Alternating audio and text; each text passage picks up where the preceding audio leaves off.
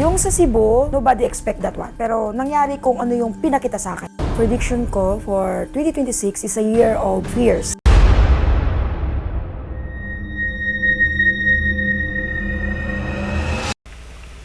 Hello po mga ka-PTV, sa video na ito ay tatalakayin natin ang masasamang pangitain at panganib sa isang lugar na ito ayon sa mga visions ni Madam Rudy Balbin. Pero kung ikaw ay hindi pa nakasubscribe sa aking channel, baka naman.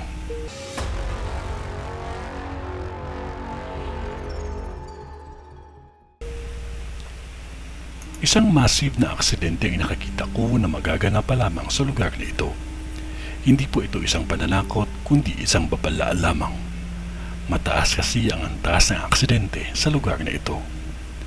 Sa lupa, isang aksidente na kung saan hindi mabilang ang biktima nito. May aksidente sa tubig at aksidente sa himpapawid. May aksidente sa train akong nakikita na magaganap pa. Malaking aksidente ito. Isang enerhiya na ang himala ng Diyos lamang ang makakapagpabago. Magmaingat lamang dahil hindi lang sa train mangyayari ang aksidenteng ito. May isa pang aksidente na halos nagkakabuhol-buhol ang mga sasakyan sa lakas ng impact. Ipapaalala ko magmaingat lahat sa pagmamaneho. Lagi magdasal at suriin ang mga sasakyan bago pa ito gamitin. May nakikita akong ilang mga pag-yanig, ngunit huwag ninyong sabihin na ito ay normal na nagaganap.